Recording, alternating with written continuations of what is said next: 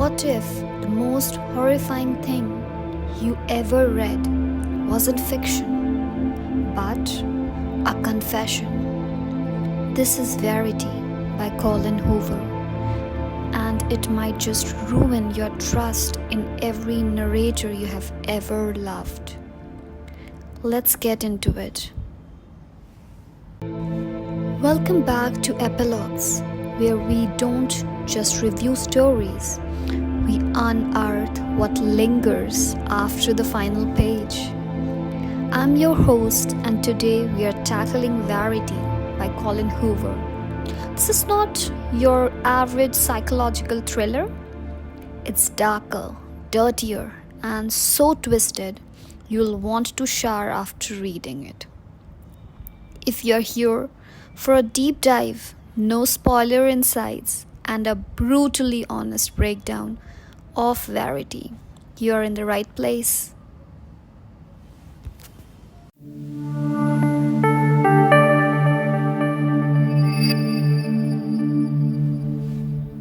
Now, Colleen Hoover might be best known for emotionally devastating love stories. It ends with us, ugly love, remainders of him. But Verity?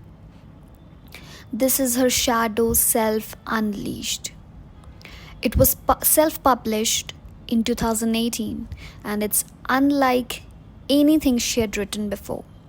No swooning dialogue, no romantic idealism, just dread, secrets, and manipulation. And despite being a departure, it blew up. TikTok couldn't shut up about it. Book clubs imploded over the ending. And readers either loved it or wanted to burn it.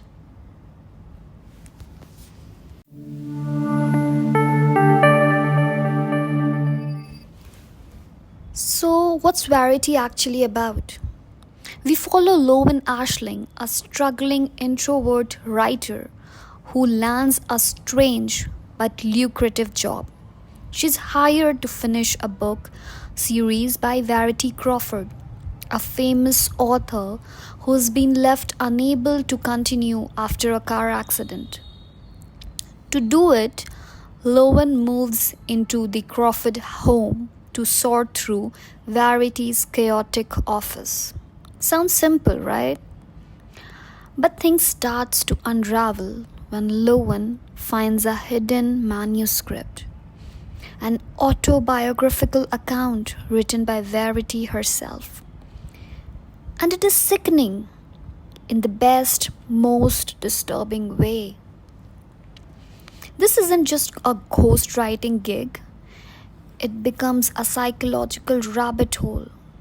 What's real? Who's lying?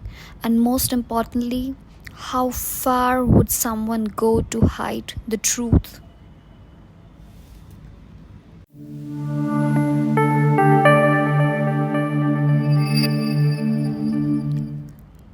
Let's talk setting.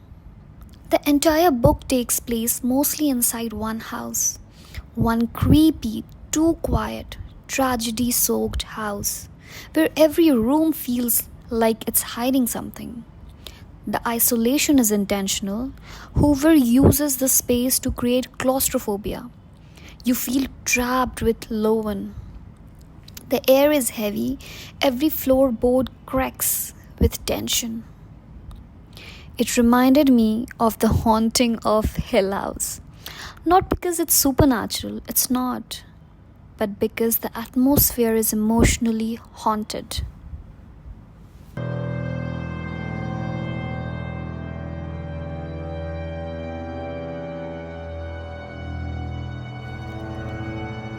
Lowen is a fascinating narrator.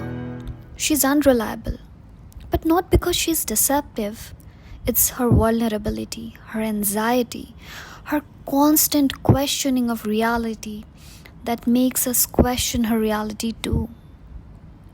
Then we have Jeremy, Verity's husband. He's handsome, grieving, protective, but is he being honest? Or just saying what he wants Lowen to believe? And Verity herself? A total enigma. Even when she's silent, she's terrifying. Through her manuscript, we get her voice, and it's cruel, manipulative, and mesmerizing. This book is less about who's good or bad and more about who's the best at hiding their darkness.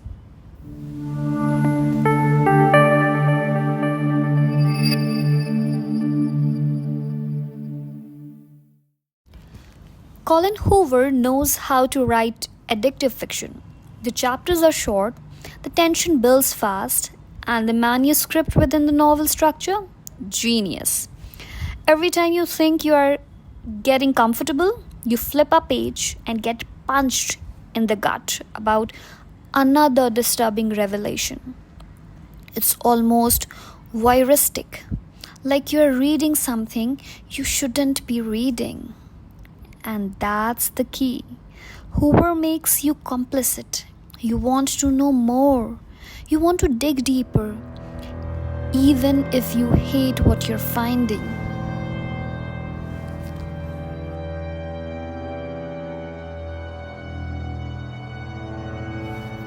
Verity explores some really heavy themes: obsession, moral ambiguity, motherhood and resentment, and the performance of trauma. These scenes in this book that are deeply upsetting. Explicit reference to child harm, emotional abuse, and violence. So, this book is definitely not for everyone, and that's okay. But if you can handle discomfort, the payoff is worth it. It's one of those rare books that force you to hold two truths at once: what happened and what you believe happened.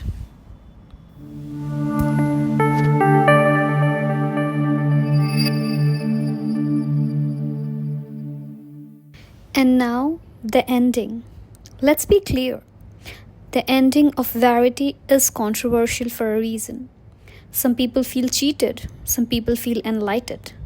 Others want to hurl the book across the room. Hoover drops a twist and it reframes everything. It challenges you to pick a side. Team Manuscript, believing Verity's disturbing version of events. Team Letter, believing the final explanation we are handed.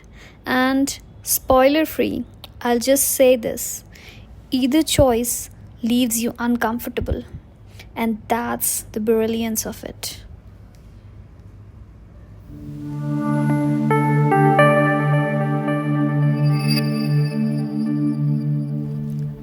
So here's my final take.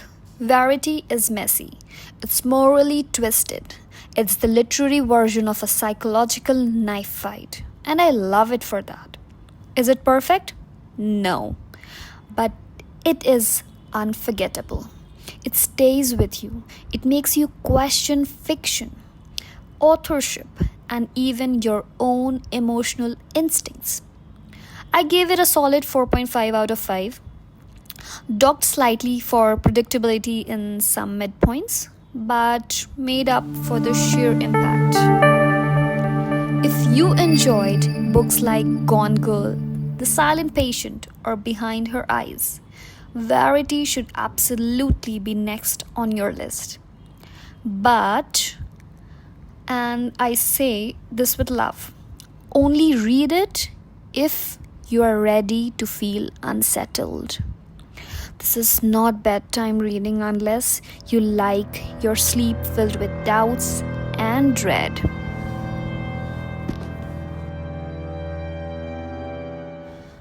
So, what do you think? Was Verity telling the truth? Or was it all just fiction? Let me know in the comments, Team Manuscript or Team Letter. I'm dying to see where you all land.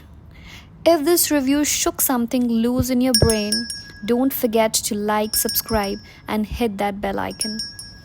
Until next time, I'm your host, and this is Epilogues, where place stories linger